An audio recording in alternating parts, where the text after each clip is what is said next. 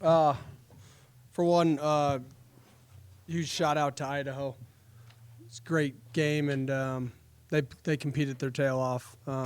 We knew it was going to be a tough game, but they were able to stop our run, and it was kind of embarrassing looking at these stats. It felt that way in the game, got us multiple times backed up.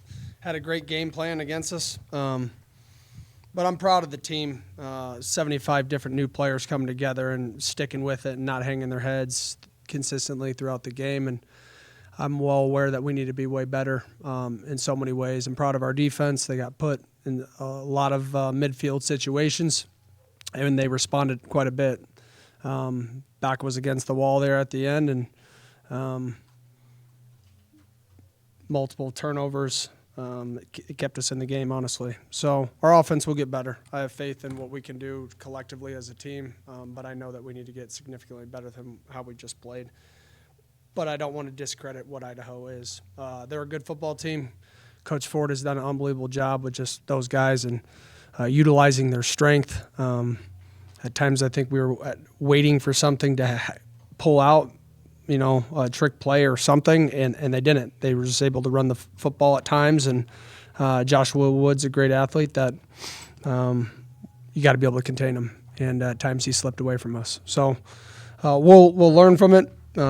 Obviously excited about the win because they're hard to come by, and I never want the guys to feel like we lost the game, especially one like that. So a lot to learn from that film. That kind of felt like the longest game ever there for a while, but we'll get better. You mentioned, they just completely swallowed up the ground attack. What was it about, maybe outside of their game plan? Was it just an execution issue in some ways on your guys' part? Well, some of those plays, yeah. They just kept cutting the zone off and penetrating the line of scrimmage. We got to do a better job of, changing things up. And they had a good tendency on us with, some of the formations that we were in and what we were going to do. And we got to be able to adjust faster and combat it. I'm proud of Potter, though. I thought the first quarter overall offensively was really sloppy, just from the false start penalties and just living in that backed-up area. It's very similar to the game that I played in a couple years ago against the University of Iowa. It's hard to have so many backed-up plays when they pin you deep, and we kind of just lived on that side of the field in the second quarter. When we started throwing the ball better, he kind of got in rhythm, and we were able to get some of the passing going. And then we kind of stalled out again. But when we put Duggar in, it was to try to create an element of, athlete in there that can run the ball and maybe make something of his legs because the running game wasn't working. And proud of Potter. Stepped back into the situation, and a 2-minute drive let us down, and we were able to kick a field goal to win the game. Proud of Jack Stevens. That's a huge kick for what is a redshirt freshman in his first game here. Put into naming Jackson the starter, and with putting Julian in, is that a thing that you guys kind of expect to be normal? Just like putting someone else in if you see fit. You know what? Some of it's just came from we couldn't get the run game going, and they were stacking the box, and then we started just overthrowing some balls that were wide open. And so I felt like we needed a spark. I felt like Julian's legs might have been able to do that for us, and it didn't. What went into naming Potter the starter, though, was how consistent he was and the precision of throwing the football, but he never he didn't take sacks. And that's credit to him in processing information, having a quick release, getting the ball out of his hands. And of all the quarterbacks, he had the most explosive pass plays throughout camp. He had the highest completion ratio. He had the highest true completion ratio, which means if the ball is catchable. And he just consistently has gotten better and better. And when we've gone in 2-minute situations and clock management situations or red zone situations inside of practice, I felt like he did the best at minimizing error. And to throw 23 of 30, 200 yards, 1 touchdown, we got to be able to run the ball to be able to set things up for him and execute at a little higher level in the run game. But I'm proud of him. strong, positive defensive plays. What made you proudest of your defense, especially working with a lot of the short fields? Yeah, just maybe their attitude. They weren't pointing the finger. They weren't complaining about what another, the opposite side of the ball wasn't doing. They were just focused on what they could do for us. And they were able to execute outside of that 16-play drive that I believe led to the touchdown there.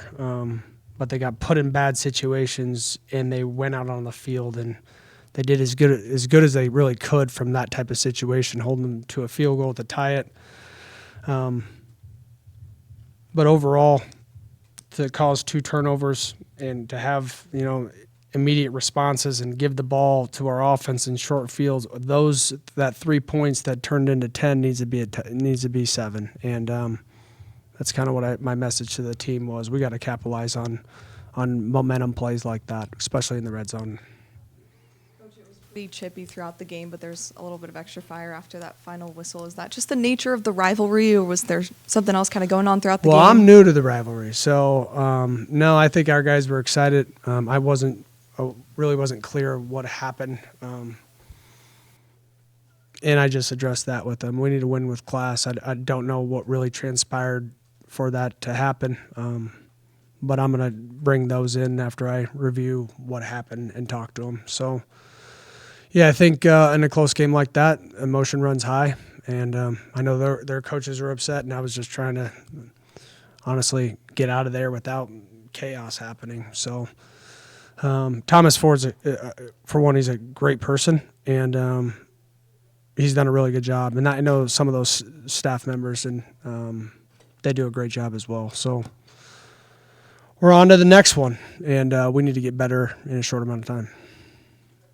Those first couple of drives were a little bit slow, but then Potter came live on that third drive, on the touchdown drive, when he went 6 for 6, 75 yards. Kind of what was that message going into that drive to really spark that action and then getting him to throw 30 passes in his first game? Yeah, we couldn't get the run game going, so that's what led to the 30 passes. Or 22 carries for 3 yards as I look at it right now, which is embarrassing, especially for the caliber of running backs that I believe that we have. We just couldn't get anything going. And then to turn the ball over there by Angel Johnson in the red zone, he's better than that. I know that. And we got to make smart decisions. And I felt like Potter did a great job when he was in rhythm throwing the football, and that's kind of why we kept going to it.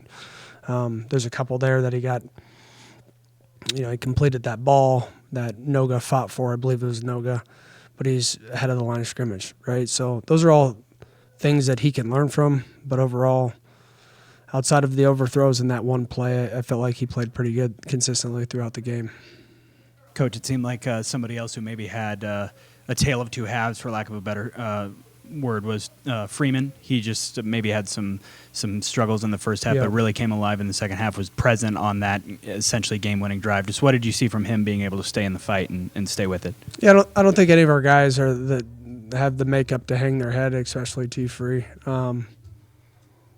He did a good job, but there's some that he's going to want back. I think that's taking your eyes off the ball or turning too soon after prior to the catch. But we'll get better. A lot of these guys are taking this amount of reps for the first time, and in this type of environment, and it has nothing to do with the crowd, just the nerves of playing as many reps as these guys have taken. T-Free is a confident kid, so is the rest of our wide receiver core, and they made the most of it towards the end. And at the end of the day, nobody will remember what this score was. It's a win in the column here in the next couple of weeks. I care about the execution and how we need to learn from this to get better, and as a staff adjust to what another team is doing to us, and be able to talk it out for a better plan moving forward. Just what was the main issue with the running game, and how can you get that turned around in the future? Well, I'm going to look at the film and review it. I don't want to just speak out of pocket. They were doing a good job of blitzing. They blitzed quite a bit. They stacked the box. They got the ball to spray off the edge. And honestly, with how much they were blitzing, they just did a good job of penetrating the line of scrimmage, and we got to do a better job of cutting off some of them stunts. But it's hard to say without watching the film. I don't always get to look at the tablet as much as I would like to in a game because I'm on both sides of the ball. Caleb Francel seemed to be just all over the field. Obviously, that's kind of a standard that you've come to be familiar with. What did you see, especially from him, that impressed you in this game? Nothing. I'm used to Caleb. That's who he is. There's been a lot of criticism on him being little. He didn't look too little tonight, and he won't look little moving forward. So thanks a lot, guys.